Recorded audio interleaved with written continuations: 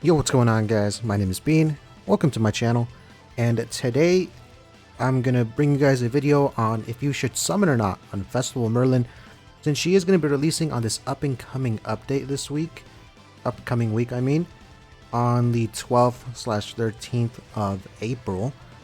But yeah, before I do that, first I'm gonna show this quick video that actually is gonna show you guys her ultimate move, her level 3 skills. Watch this real quick, and then after that I'll go into detail on about like her banner, what's coming for her, and her kit, of course, her substats, and then at the end, of course, if you should summon or not. And also keep in mind that ReZero is also on the horizon, so I'll also mention that towards the end. If you should summon also on ReZero if you want, or Festival Merlin. But yeah, I'm gonna shut up now. Let's watch this video. Just basically confirming that Festival Merlin is indeed coming to the game.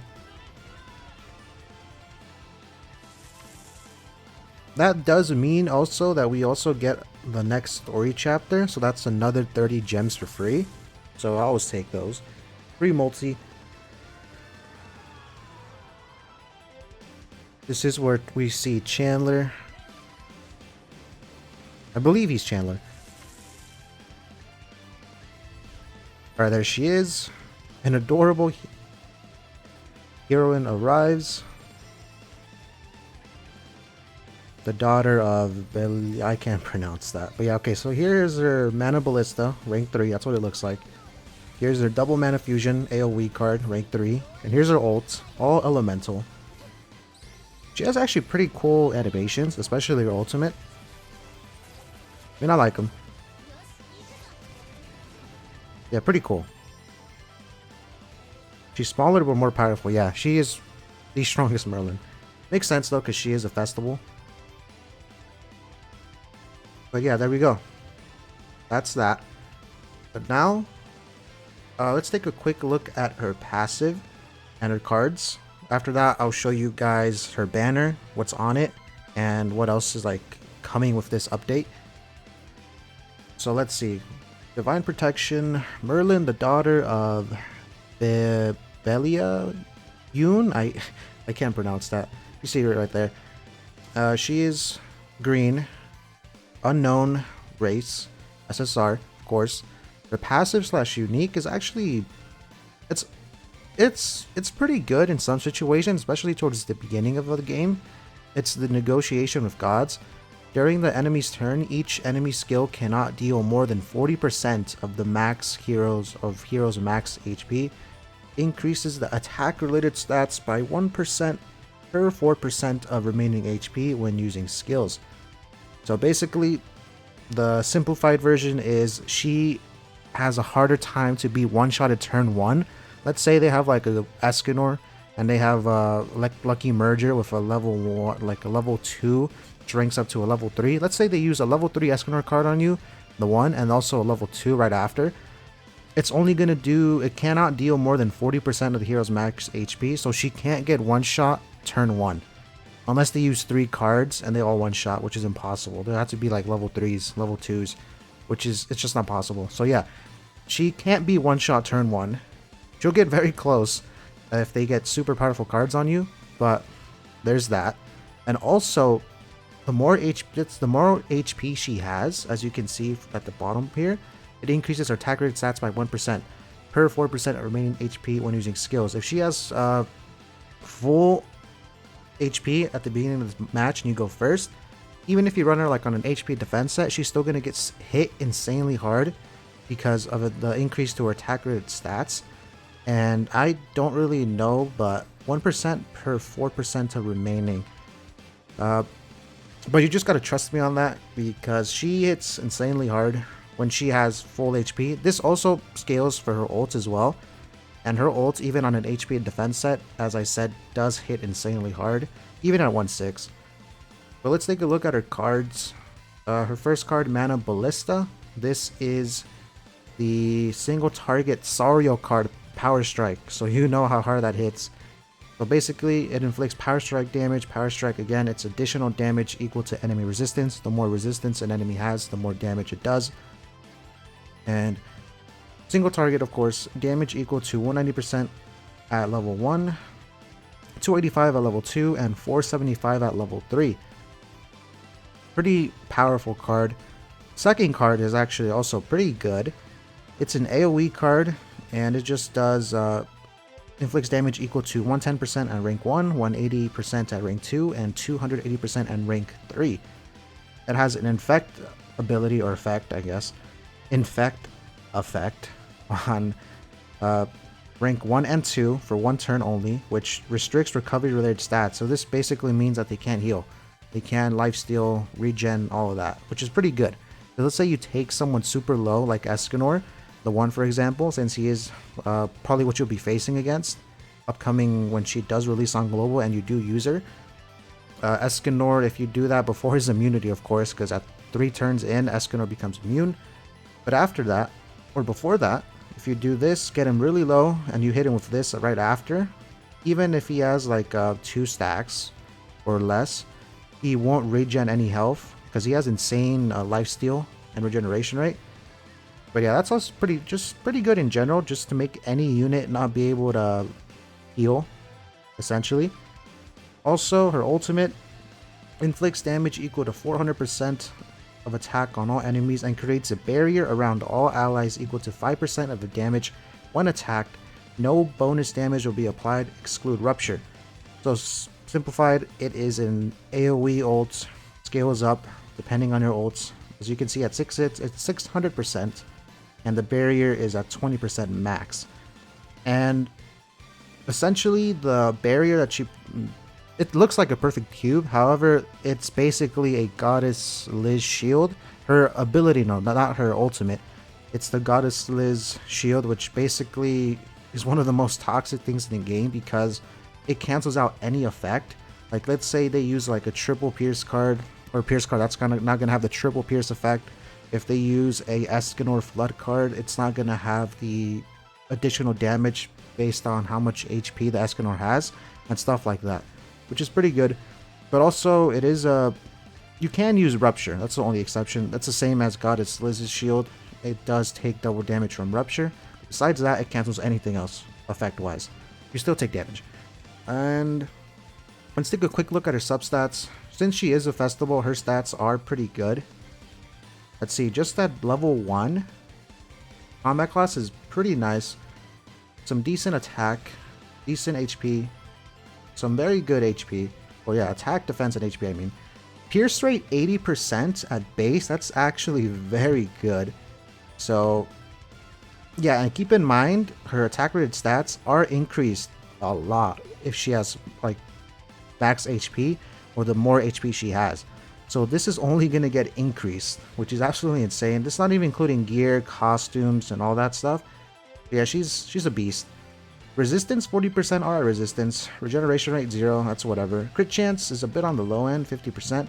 Her crit damage is also a bit low at 150. However, as I said, we just keep in mind that our attack rated stats will be increased by the more HP that she has. Alright, crit resistance, decent crit defense. Recovery rate doesn't really matter, but 105% is alright, I guess. Lifesteal, 5%, it's okay. And let's see. For associations, what I recommend to use, well, you can use either Demon Melees or Escanors. For her, I would say probably attack, because resistance doesn't really matter, unless you just want to be a bit extra tanky. But attack for Merlin is probably my best recommendation for you guys to use. There's that. But yeah, okay, that's basically Merlin. So let's take a look at the banner. So this is the patch notes for JP, but we're essentially just going to probably get a copy and paste, unless they surprise us with something. But of course, tickets. But let's look at the most important thing. And unless they change this banner from the one that's on JP, it's not really that much of a hype one. Because let's take a look at this. It's a festival banner, so keep in mind that we come to expect that we have all festivals on festival banners, but that's not the case for Festival Merlin. As you can see, there is a rate up, 0.25% for 4 featured characters, and then the rest have a 0.2% drop rate. And who are the featured, you may ask? So let's take a look. Of course, Festival Merlin, Goddess Liz, okay. Festival King, okay. And Captain Denzel. And that's it. And you might be wondering, where is our Lost Vein? Where is our Escanor? Nope, we're not getting any of them. So that's why this is like a big turnoff for people when it did release on the Japanese version and Korean version. You didn't have a chance to pull Escanor the 1, or you didn't have a chance to pull Lost Vein. And I don't know why they did that. I mean, I guess they didn't really want to have, I don't know, I guess maybe that many festivals on a banner. And yeah, just, I understand Lost Vein because he's old, but the 1 literally just released like, I mean, they have done back-to-back-to-back festivals, but still, you would expect Escanor at least to be on here, or even if not him, at least Lost Vein, not Denzel, who was pretty trash, honestly. But let's take a look at the other banner units, and the ones that really come to mind that might probably you guys want to look out for is of course Sario. So there's that. Besides that, let's see, Arthur. I believe this is the green Arthur, so no, he's alright. Matrona, oh, whatever. Death Pierce Deldry. Okay, that's trash. Escanor, this is green Escanor. Infinity Merlin, this is the red one. Collector Merlin, green Merlin. And we have a bunch of just sins for the rest. Let's take a look. This is Blue Demon Melee. No, are these coin shops? Okay, they have coin shop sins, I think. Yeah, okay. Actually, yeah, they have a bunch of coin shop sins in here. So that's actually pretty good if you need dupes for them, I guess. But besides that, Death Pierce trash, Deldry trash, and Matrona trash, and Arthur you could say is okay. Sario is probably the only good one, I would say, for the majority of players, because you should all have at least one copy of the Sins by now. If you don't, then here's your chance. But yeah, Sario and Merlin, Elizabeth, and that's really it. Unless you want Festival King, but he's not really that good anymore. And Denzel's whatever. But yeah, since it is a festival, of course there is going to be the 900 steps, or not steps, 900 milestone. So at 300 mileage, basically 300 gems, you get a guaranteed SSR. At 600 you get a guaranteed SSR again, and at 900 you could choose between either Merlin or Festival King. And if you choose Festival King over Festival Merlin, I would hope that you have her 6-6, because I don't know why anyone would choose Festival King, but that's on you. If you want to use Festival King for a reason, then here's a chance, I guess, if you don't pull him in the banner. Costumes real quick. These are costumes that she has for sale. All of them are UR. Of course, as always, they will be up for money 2 weeks time as soon as the banner drops, and after 2 weeks then you can pick them up for gems, and they will be in the shop permanently, so there are no rush to get these. So there's that. And of course we're getting the new chapter. Download, this might be the same, I don't know, so I'm not going to cover that. We also get a free copy of Denzel, and I believe that's it regarding Merlin. The rest is just a bunch of other stuff. Yeah, this doesn't really matter for this, but yeah, that's basically it for Merlin. So now, should you summon or not? Alright, so if you're free to play, I would say I would say probably not, unless you have like 900 to summon for Merlin, and that being because she's good, don't get me wrong. Like as you could see here, her passive is pretty nice, her attacks are good, and her ult is dope, and hits pretty strong, but you really need dupes on her if you want to ult, like have her ults do insane damage. But you don't really need dupes, a 1/6 is more than enough.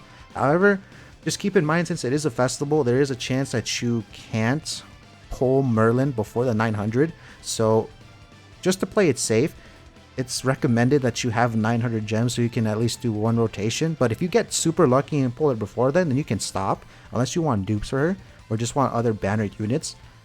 But yeah, if you're free to play, I would suggest skip this banner, again, unless you have 900 saved up, or you just don't care, you're going to risk it for the biscuit and trying to see if you can pull her or any units that you want on this banner. But yeah, there's that. If you're a light spender or a like whale, no, whales are already, you already know you're gonna 6/6er, buy all the tickets, all the costumes, all that stuff. So they don't really matter. They're going to summon regardless. But light spenders, you have a bit more leeway, I would say, for her. And you might get one copy if you want at 900. If you're like buying the weeklies and the monthlies, you should have enough. And yeah, if you're a light spender, a bit like towards like a dolphin, I would say, then I would say go for it. She's pretty good. But also keep in mind, as I said at the beginning, the ReZero banner is still yet to come, and that's the only banner that we're missing. So who knows, Netmarble might, what if they do like for the part 2 of the festival after like 2 weeks or something, they make or drop the ReZero banner. But yeah, ReZero banner, again, if you don't know, it's not on here, but I think I can show it. Yeah, here it is. I'll go over this real quick. I've already covered all of this ReZero stuff in a previous video, so make sure to check that out. It's everything you need to know about ReZero collab. But basically, it is a 600 gem banner. And if you want to pull any of the units there, you can choose at the 600 mileage. So let's say you want to summon for Merlin and ReZero, just because you want the collab characters because they are exclusive and they might not never return again. This is where I would say free to play, you probably have a better, it'll be a better play for you to skip Merlin, because she is a festival, and although she will not return for a while until the next festival, you won't be able to get the ReZero collab units ever again, as far as we know, unless they ever bring them back. But who knows, because that's like a whole different issue with licensing and stuff like that on the legal side. And it's not really that easy, because then they'll have to pay all that stuff again to have the license to put them in the game again as a promotion. But yeah, there's that. So I would say if you're free to play, you would probably be better off summoning for ReZero, since there are a collab and you don't know if they'll ever come back. But if you don't care about ReZero, then and you're gonna skip them, then that's okay too. And if you want to summon for Merlin, then summon for her. Or if you just want to skip both and save for like let's see, Purgatory Bond, or like the new Festival Zeldris if he ever releases, or some like Insane Demons for the next banner, because at this point we actually don't know who's next. So you could just skip all of this, save all those gems, and save for the next hype unit. And that actually doesn't sound like a bad idea. And if you're a light spender, then you'll probably do like 900 on Merlin, 600 on ReZero, and call it a day just to get your copies. If you're a whale, again, you're just going to big whaling, then you're just going to get all of them 6/6, day 1, doesn't even matter. But yeah, that's basically it, if you should summon or not. And yeah, the ReZero collab is still yet to come out. Again, if you really want to get both characters guaranteed, you would need 900 for Merlin, and then you would need, what is that, 600, so how much is that? 1500 gems total to have a guaranteed copy of Merlin, and a guaranteed, at least one guaranteed version of a collab unit. So 1500 gems. Just keep that in mind. That is what you need to have if you want to be the most optimal, to get at least one copy of each. But yeah, that's it. Thank you guys for watching. If you made it this far towards the end, I really appreciate it. Thanks. And if you're new to the channel, make sure to subscribe. We're on the road to 300 subscribers. Currently, at the time of me recording this, we're at 244 subs. Let's see if we can reach, what is it, 300 by the end of April. That'll be absolutely insane. But yeah, that's it. Leave a like on the video if you enjoyed. Comment down below if you have any questions. I usually respond right away, unless I'm busy or I'm sleeping. But I'll catch you guys in the next one.